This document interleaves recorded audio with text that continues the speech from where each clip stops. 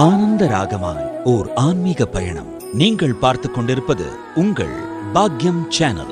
வழங்குவோர் அன்புடன் கல்யாண் ஜுவல்லர்ஸ். இது உங்கள் பாக்யம், எங்கள் பாக்யம். வணக்கம்.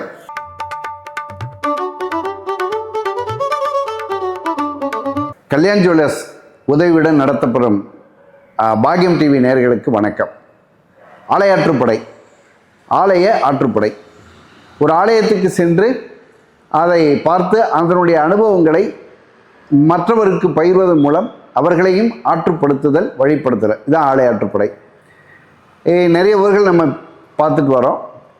இந்த முறை கொங்கு மண்டலத்தில் நிறைய ஊர்கள் ஒரு 4-5 முக்கியமான ஆலயங்களை பார்க்கலான்னு வந்தோம். அதை தான் எல்லாரும் என்ன சொன்னாங்க, செஞ்சேரி மலை என்று சொன்னார்கள். அது தென்சேரி மலை. அதில் முருகப்பெருமான் இருக்காரு, ஆறுமுக கடவுள், அவரை போய் பார்த்துருவாங்க அப்படின்னு சொன்னாங்க. சரி, நாங்கள் கோயம்புத்தூர்லேருந்து கிளம்புனோம். கோயம்புத்தூர்லேருந்து பல்லடம் வழியில் காரணம்பேட்டைன்னு ஒரு கிராமம் இருக்குது. அதில் ரைட் எடுத்தால் அங்கேருந்து ஒரு சுல்தான்பேட்டை, காமநாயக்கம் பாளையம் சுல்தான்பேட்டை பக்கத்துலேயே செஞ்சேரி மலை, அதாவது தென்சேரி மலை. பொள்ளாச்சியிலேருந்து பல்லடம் ரூட்லேயும் வரலாம். எல்லாம் அசசிபிள் தான். நீங்கள் கொஞ்சம் விசாரிச்சுக்கோங்க. கரெக்டாக காரணம்பேட்டையிலேருந்து நான் சொல்கிறது எல்லாமே ஸ்ட்ரெயிட் ரூட்டு, அதெல்லாமே நேரடியாக குறுக்கு வழிகள் நிறைய இருக்குது. இருந்தாலும் இது கோயம்புத்தூர்லேருந்து போகிறவங்க அந்த காரணம்பேட்டை, அதேமாதிரி பல்லடத்துலேயும் வர்றவங்க காரணம்பேட்டை வந்துட்டு அப்படி இருக்கலாம். இல்லை பல்லடத்துலேருந்து பொள்ளாச்சி ரூட்லேயும் போய் இந்த காமநாயக்கம்பாளையம் சுல்தான்பேட்டை பக்கத்தில் செஞ்சேரி மலை. அது ஒரு அற்புதமான ஒரு சின்ன குன்று, தென்சேரி மலை என்று சொல்கிறார்கள். அதான் அதில் என்ன ஸ்டோரி அப்படின்னு நாங்கள் பார்த்தோம்னா, அதுக்கு வந்து மந்திரகிரி வேலாயுத சாமின்னு பேர் இருக்குது. அப்போ இது என்ன என்னுடைய தாத்பரியம் அப்படின்னு நாங்கள் அவங்க குருக்கிட்ட கேட்டப்ப ரொம்ப சந்தோஷமாக இருந்தது. ஒரு 2 கிலோமீட்டர்லேயே படி இருக்குது. கீழே வந்து அடிவாரத்தில் ஒரு விநாயகர், பாத விநாயகர் என்று சொல்கிறாங்க. அவர் தரிசனம் பண்ணிவிட்டு ஒரு 285 படி ஏறி போனோம்னா மேலே வந்து வேலாயுத சாமி டெம்பிள். அது என்னன்னா, சுத்தோட ஒரு கொங்கு மண்டலத்துக்கே உரிய ஒரு நல்ல அழகிய கிராமம். நல்ல ஒரு பக்கம் பார்த்தா வீடுகளாக இருக்குது, ஒரு பக்கம் பார்த்தா பசுமையான நிலப்பரப்பு, தென்னை மரம் எல்லாமே இருக்குது. அது மலை மேலேருந்து பார்க்கும்போது இன்னும் ஒரு ரம்மியமான காட்சியாக இருக்குது.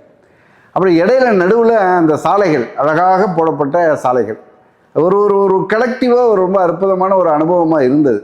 ஒரு 2 கிலோமீட்டரில் படியிலையும் ஏறி வரலாம், காரில் போகிறவங்களுக்கு தார்ச்சாலையும் இருக்குது. சிரமம் இல்லாமல் மேலே போயிடலாம்.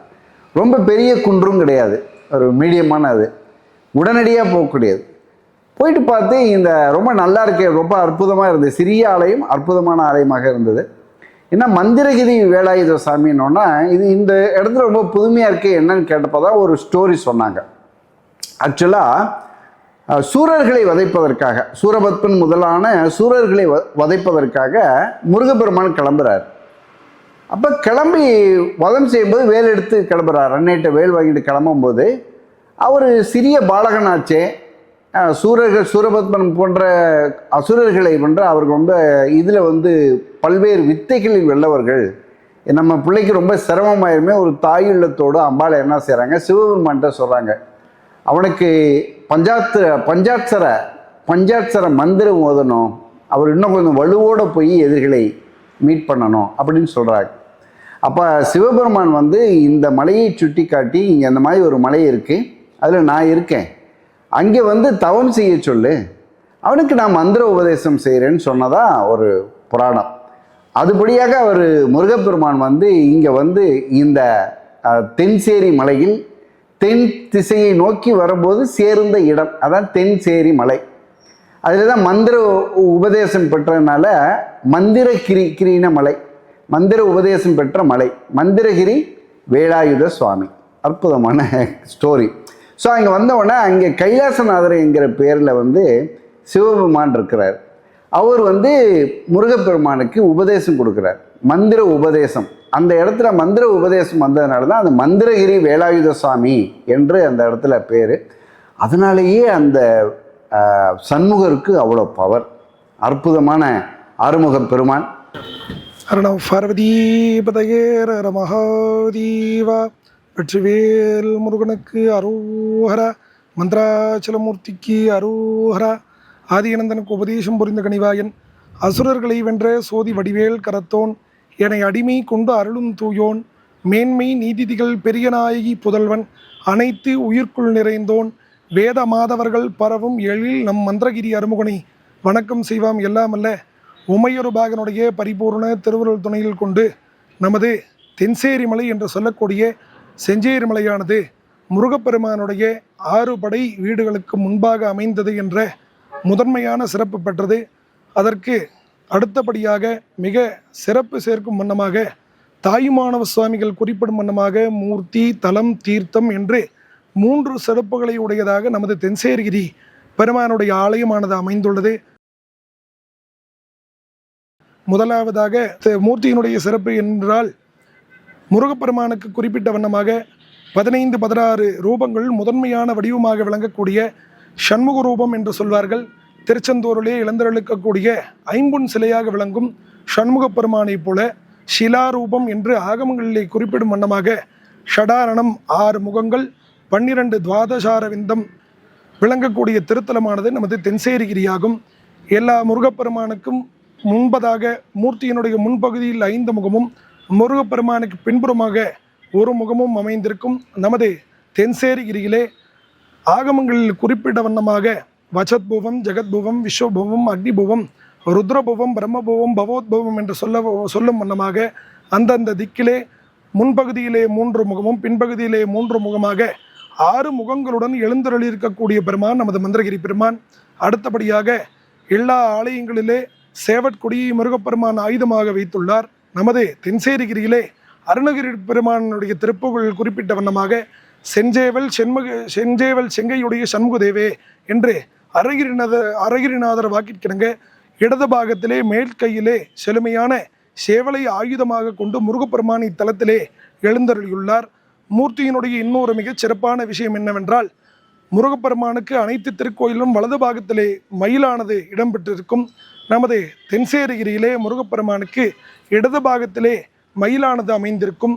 இது மூர்த்தியினுடைய சிறப்பாகும். இதில் அந்த கைலாசநாதர் இருக்கிறனால மந்திர மாமலை மேயோய் போற்றி அவருக்கு பேரே யார் பாடுறாருனாக்கா, இவர் நம்ம மாணிக்க வாசகர் பாடுறார். மாணிக்க வாசகர் சொல்கிறார், மந்திர மாமலை மேயோய் போற்றி. மாணிக்க வாசகர் ஒரு பாடலில் வரும்போது இருக்குது, இந்த மலையை பற்றி தான் சொல்கிறாங்க. ஸோ மந்திரம் உபதேசித்த மலையில் இருக்கக்கூடிய கைலாசநாதரின்னு அவர் பாடுறார், மாணிக்க வாசகர் பாடுறாரு. அது ஒரு சிவபெருமானது. அடுத்தபடியாக தீர்த்த சிறப்பு. இந்த திருக்கோயிலே மொத்தமாக 7 சுனைகளால் நிரம்பப்பட்டது நமது ஆலயமாகும். ஞான தீர்த்தம், சைலோதகம், வள்ளி சுனை, வட்ட சுனை, பிரம்ம தீர்த்தம், விஷ்ணு தீர்த்தம் என்று 7 தீர்த்தங்களினால் சூழப்பட்டது நமது மந்திரகிரி க்ஷேத்திரமாகும். சைலோதகம் என்று சொல்லக்கூடிய ஞான தீர்த்த சுனையிலிருந்து முருகப்பெருமானுக்கு அனுதினமும் அபிஷேகம், ஆராதனைகள் செய்யப்படுவது மற்றும் இந்த திருக்கோயில் விசேஷமாக வாரந்தோறும் செவ்வாய்க்கிழமையன்று மங்களவார திரிசதி பூஜையானது நடைபெற்று கொண்டுள்ளது.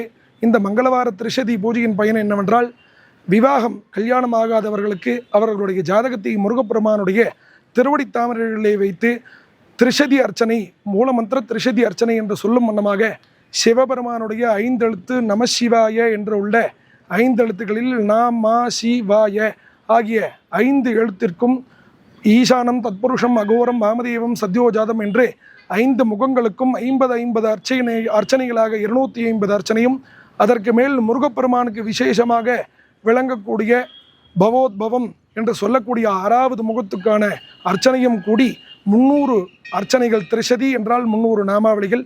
அப்படியாக 300 நாமாவளிகளை கொண்டு திரிசதி அர்ச்சனையானது செய்யப்படும். அதனைத் தொடர்ந்து பூஜை தீபாராதனைகள் நடைபெறும். இந்த திரிசதி அர்ச்சனையினுடைய பயனாக விவாகம் கல்யாணம் ஆகாதவர்களுக்கு கூடிய விரைவில் கல்யாண பாக்கியமும், புத்திர சந்தானத்திற்காக பிரார்த்தனை செய்பவர்களுக்கு குழந்தை பேரும், வியாபாரம் தொழில் அபிவிருத்தி வேண்டுபவர்களுக்கு அவர்கள் மனதில் நினைத்த காரியங்கள் 6 வாரம் 9 வாரம் 11 வாரங்களுக்கு வந்து வழிபட்டால் கூடிய விரைவில் நடைபெறும் என்பது இந்த பகுதியில் வாழ் மக்களுடைய பெரும் பிரார்த்தனையாகவும் நம்பிக்கையாகவும் விளங்குகின்றது. அவ்வாறு இந்த மந்திரகிரி பெருமானுடைய மங்களவார திரிசதி பூஜையினால் பயன்பெறுபவர்கள் எண்ணற்றவர்கள். அதேபோல் இந்த ஆலயத்தில் உத்தரவு கேட்டல் என்கின்ற பழக்கமானது தொன்று தொட்டு பழங்காலம் முதல் வழங்கப்பெறுகிறது. நமது முடிவெடுக்கும், அதாவது ஒரு டெசிஷன் எடுக்கிறோம் அப்படின்னா அதுக்கு உண்டான காரியங்களை வந்து முருகப்பெருமான்கிட்ட கேட்கறது. எல்லா ஆலயங்களிலும் பூ கட்டி கேட்பாங்க, வெள்ளைப்பூ சிவப்பூ அப்படின்னு சொல்லி பூ கட்டி கேட்கறது வழக்கம். ஆனால் நமது மந்திரகிரி வேல பெருமானுடைய ஆலயத்திலே சுவாமியினுடைய வலது கைகளிலும் இடது கைகளிலும் புஷ்பங்களை வைத்து அதிலிருந்து விழக்கூடிய பூஜைகள் செய்து பிரார்த்தனை செய்து விழக்கூடிய புஷ்பங்கள் வலது கையிலிருந்து புஷ்பம் விழுந்தால் அந்த காரியம் செய்யலாம் என்றும், இடது கையிலிருந்து புஷ்பம் விழுந்தால் அந்த காரியங்கள் கொஞ்சம் தாமதமாக நடக்கும் என்பது இந்த பகுதி வாழ் மக்களுடைய பெரும் நம்பிக்கையாக விளங்குகிறது. இந்த பகுதியில் ஒரு 64 கிராமத்திற்கு உட்பட்ட கோயில். இந்த 64 கிராமத்தில் இருக்கக்கூடிய மக்கள் அனைவரும் கல்யாணம், விவசாயம், தொழில் எதை ஆரம்பித்தாலும் முருகப்பெருமானிடத்தில் இந்த உத்தரவு கேட்டே இந்த காரியங்களை ஆரம்பிப்பார்கள். அதுபோல் நமது ஆலயத்திலே சூரசம்ஹாரம் வெகு விமரிசையாக அனுஷ்டிக்கக்கூடிய ஒரு உற்சவமாகும். அதற்கு அடுத்தபடியாக மிக சிறப்பு வாய்ந்த உற்சவமாக வருடாந்திர உற்சவம் என்று சொல்லக்கூடிய பிரம்மோற்சவமானது தை மாதம் பூச நட்சத்திரத்திலே முருகப்பெருமானுக்கு தேர் ரதோத்சவமானது நடைபெறும். தை மாதத்திலே கிருத்திகை, நவமி, பரணி கூடிய நாள்களில் துவஜாரோகணம் செய்யப்பட்டு புனர்வசு நட்சத்திரத்திலே திருக்கல்யாணம் முருகப்பெருமானுக்கு திருக்கல்யாணமானது நடைபெறும். புஷ்ய நட்சத்திரத்திலே மகர புஷ்ய ரதோத்சவம் என்று சொல்லும் வண்ணமாக பூச நட்சத்திரத்திலே முருகப்பெருமானுக்கு திருத்தேர் வைபவமானது நடைபெறும். அதனைத் தொடர்ந்து ஆயில்ய நட்சத்திரத்திலே தீர்த்தவாரி தரிசன மகோத்சவம் நடைபெறும். அதேபோல் கந்தசஷ்டியில் 6 நாட்களும் முருகப்பெருமானுக்கு விசேஷமாக அபிஷேக ஆராதனைகள் நடைபெற்று கந்தசஷ்டி உற்சவத்திலே மலை அடிவாரத்திலே முருகப்பெருமானுக்கு சூரசம்ஹார நிகழ்வானது நடைபெறும். அதனைத் தொடர்ந்து மறுநாள் திருக்கல்யாண உற்சவமானது நடைபெறும். அதேபோல் ஆலயத்திலே வருகின்ற தை மாதம் முதல் தங்கத்தேர் திருப்பணியானது முழுமையாக நடைபெற்று தை மாதம் முதல் நமது ஆலயத்திலும் தங்கத்தேர் பவனியானது நடைபெற உள்ளது. இன்னும் சிறிது காலத்திலே ராஜகோபுரம் முதலான திருப்பணிகள் மேற்கொள்ள உள்ளதால் பக்த பெருமக்கள் அனைவரும் வந்து இருந்து நமது தென்சேர்மலை மந்திரகிரி பெருமானுடைய திருவுருளுக்கு பெருமாறு கேட்டுக்கொள்வோம். நமோ பார்வதீபதகேர மகாதீவா. அதே போல செஞ்சேவர் செங்கையுடைய சண்முக தேவே அப்படின்னு யார் சொல்றா? திருப்புகழ்ல அருணகிரிநாதர். இதில் இன்னொரு விசேஷம் என்னென்னா, இங்கே ஆக்சுவலாக சேவர் கொடியைத்தான் வைத்திருப்பார் முருகன். எல்லா கோயில்களும் நான் பார்ப்பேன், சேவர் கொடியோன்னு சொல்லுவாங்க. இந்த ஒரு தலத்தில் என்ன விசேஷமா, அந்த 12 திருக்கரங்களில் ஒரு கையில் வந்து நன்கு வளர்ந்த சேவலே இருக்குது. சேவலையே கையில் கொண்டிருக்கிறதுனால செஞ்சேவர் செங்கையுடைய சண்முக தேவே அப்படின்னு திருப்புகழ்ல அருணகிரிநாதர் பாடியிருக்கிறார். அது ஒரு விசேஷமான அம்சம் இந்த ஊரில். இன்னொரு இந்த ஊருக்கே என்று ஒரு விசேஷமான இது என்னென்னா, இது மந்திர உபதேசம் பெற்று இங்கிருந்து சூரர்களை அழிக்க முருகப்பெருமான் கிளம்பின தலம் என்றதுனால இந்த ஏவல், பில்லி, சுனியை மாதிரி எதிர்ப்புகள் அதிகமாக இருக்கக்கூடிய இந்த இதுக்கெல்லாம் சத்ரு சம்ஹார அர்ச்சனை, பூஜை அர்ச்சனை செய்கிறாங்க. ஒவ்வொரு செவ்வாய்க்கிழமையும் செய்கிறாங்க. அதே மாதிரி திருமண தடை உள்ளவர்கள் இவங்கெல்லாம் வந்து தன்னுடைய ஜாதகத்தை கொண்டாந்து அந்த பூஜையில் கலந்துக்கிட்டு அர்ச்சனை பண்ணி சிவபெருமான் பாதத்தில் வைத்து, ஜாதகம்னா ஒரிஜினல் எடுத்துகிட்டு வருவானான்னு சொல்கிறாங்க, காப்பி மட்டும் போகிறோம், எடுத்து வச்சு இது பண்ணால் நல்ல மாற்றங்கள் நடைபெறுகிறது என்று சொல்கிறார்கள். ஸோ இந்த மாதிரியான ஒரு ஒரு ஒரு மந்திர உபதேசம் பெற்றதுனால எல்லாவற்றையும் அழித்துவிட்டு நல்ல விடயங்களை நமக்கு வழங்கக்கூடிய நல்ல வரங்களை அருளக்கூடிய நிலையிலே சண்முக பெருமான் இங்கே காட்சி தர்றாரு. ரொம்ப அற்புதமான காட்சியாக இருக்குது. ஒரு திருப்தியான தரிசனமாக இருக்குது. வள்ளி தெய்வானையுடன் இருக்கிறாரு. நீங்கள் எல்லாரும் அந்த செஞ்சேரி மலை, இது என்னன்னா ஒரு கோயிலுக்கு போன மாதிரியே இல்லை, ஒரு நல்ல ஒரு ஃபீலாக இருந்தது. அங்கே நின்று அந்த மலையிலிருந்து சுற்று வட்டாரத்தை பார்க்குறது, ஒரு பக்கம் கிராமம், ஒரு பக்கம் பச்சை பசேன்னு இருக்கிறது, நடுவில் சாலைகள், அது ஒரு ஒரு நல்ல ஒரு அனுபவமாகவும் இருந்தது. அதனால் தென்சேரி மலை ஒரு பிக்னிக் மாதிரி. இன்னொன்று உங்களுக்கெல்லாம் சொல்லணும்னு நினைக்கிறேன் நான், இந்த ஆலையாற்றுப்படை மூலமாக இன்றைக்கி வந்து நம்ம குழந்தைங்க நம்ம வீட்டை விட்டு கீழே இறங்கினா நமக்கு பல பயங்கள் வருது. அது வந்து ஒரு என்ன ஆயிரமோ ஏதாயிரமோ, இன்னும் முறையான இன்னும் போதை விவரங்கள், இன்னும் படிக்க படிக்க அவர்கள் வளர வளர நிறைய கவலைகள் ஏற்படுவதை நம்ம கண்கூடாக பார்க்குறோம். இப்போ நான் என்ன கேட்டுக்கிறேன்னா, நீங்கள் நம்ம பெற்றோர்கள் வந்து குழந்தைகளையும் இந்த மாதிரியான இடங்களுக்கு, ஆலயங்களுக்கு அழைச்சல அந்த நல்வழிப்படுத்துகிற, நம்ம சில எல்லாத்தையும் நம்ம அட்வைஸ் பண்ணால் யாரும் கேட்க மாட்டாங்க. அப்போ அவங்களையே அதை உணர வைக்கிறது, அது ஒரு சின்ன ஒரு பாசிட்டிவான ஒரு எனர்ஜி கிடைக்கும். அதில் போகும்போது நெகட்டிவான தாட்ஸ் வருவதற்கான வாய்ப்புகள் கம்மியாக இருக்கும். அப்போ அந்த மாதிரியான இதை அவங்களுக்குள்ளே போகிறது, நம்ம ஃப்ரெண்ட்ஸ் கூட ஒரு கோயிலுக்கு அனுப்புறது, அவங்களே சேர்ந்து போக சொல்வதெல்லாம் நம்ம வந்து ஊக்குவிக்கணும்னு நான் நினைக்கிறேன் பர்சனலாக. அந்த மாதிரி வரும்போது அந்த கோயில்களில் ஒரு பாசிட்டிவான வைப்ரன்ஸ் இருக்கும். அப்போ அந்த என்ன கோயில், அதனுடைய ஸ்டோரி எல்லாம் கேட்கும்போது அவங்களே ஒரு மனப்பூர்வமாக வேண்டும் போது சில பிற விடயங்கள் தேவையற்ற விடயங்களை தவிர்ப்பதற்கான ஒரு தூண்டுகோலாகவும் நம்ம இருக்கணும்னு நினைக்கிறேன். அது ஆன்மீகத்தினால அது சாதிக்கக்கூடியது தான், அது தவறில்லை. அதே நேரத்தில் அவங்க நம்மளே இன்சிஸ்ட் பண்ணாமல் அவங்களே அது உணர்ந்து ஒரு டூர் மாதிரி போயிட்டு வாங்கடா அப்படிங்கிற மாதிரி நம்ம ஏன் சொல்லக்கூடாது நம்ம பிள்ளைங்கள? அந்த மாதிரி ஒரு தாட்டை, ஒரு கருத்தை உங்கள் முன் வைக்கிறேன் இந்த ஆலையாற்று படை வாயிலாக. இருந்தாலும் குடும்பத்தோடு இந்த தென்சேரி மலை மந்திரகிரி வேலாயுத சாமியை தரிசனம் செய்து எல்லா நலன்களும் பெற்று சிறப்புற வாழுமாறு வேண்டி விரும்பி உங்களை எல்லாம் வாழ்த்துகிறேன். நன்றி, வணக்கம். ஆனந்த ராகமாய் ஓர் ஆன்மீக பயணம். நீங்கள் பார்த்து கொண்டிருப்பது உங்கள் பாக்யம் சேனல். வழங்குவோர் அன்புடன் கல்யாண் ஜுவல்லர்ஸ். இது உங்கள் பாக்யம், எங்கள் பாக்கியம்.